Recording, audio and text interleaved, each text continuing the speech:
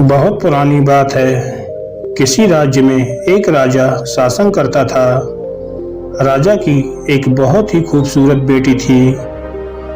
एक दिन राजा ने पूरे राज्य में घोषणा कर दी कि वह अपनी बेटी का स्वयंवर करना चाहता है।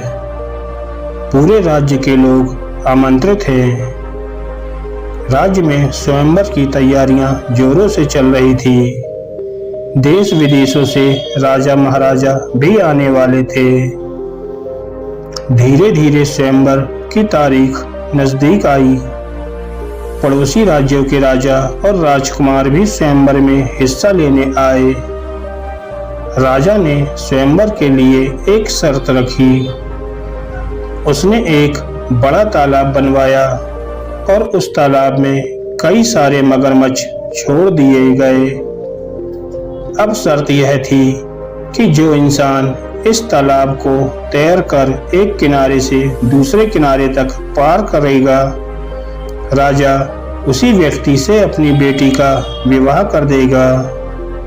सारे लोग जब तालाब के किनारे इकट्ठा हुए तो भय से लोगों की आत्मा तक कांपने लगी। तालाब के अंदर मौजूद अनेक विशाल मगरमच्छ मुंह फैलाए अपने शिकार का इंतजार कर रहे थे। किसी की आगे बढ़ने की हिम्मत नहीं हो रही थी। आखिर अपनी जान की बाजी कौन लगाए? कोई आगे आने को तैयार नहीं था। सारे लोग एक दूसरे का मुंह देख रहे थे। इतने में भीड़ में से एक नौजवान लड़का निकलकर तालाब में कूद गया। सारे लोगों की आंखें उसे देखकर फटी की फटी रह गईं। उस लड़के ने तूफान की गति से तैरना शुरू किया और खतरनाक मगरमच्छों को चकमा देता हुआ किनारे की ओर बढ़ने लगा और बहुत साहस और चालाकी से वह तालाब पार कर गया।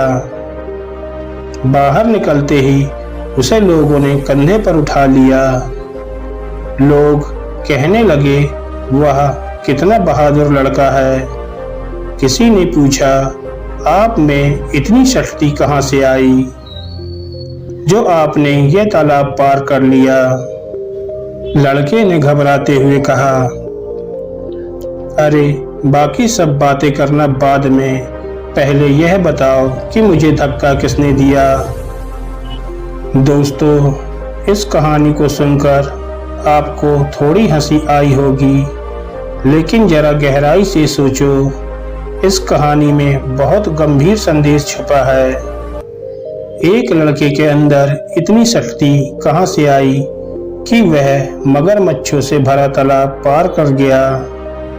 इस बात को ध्यान से सोचो तो आप पाएंगे कि दुनिया की सारी शक्तियां आपके अंदर विद्यमान हैं, लेकिन आप कभी उनको पहचान नहीं पाते हो, उनको निखार नहीं पाते हो।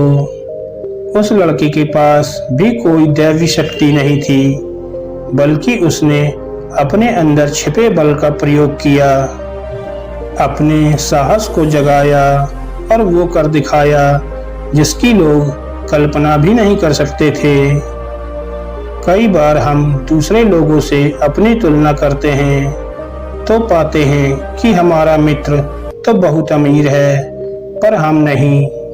हमारा मित्र तो कहां से कहां पहुंच गया। फला इंसान ने तो इतनी कम उम्र में सफलता हासिल कर ली। लेकिन सच बात यह है कि जो क्षमता दूसरों में है वो आप में भी है। जितना दिमाग दूसरे के पास है उतना ही आपके पास भी है। आपके पास भी हर साहस है और शक्ति है।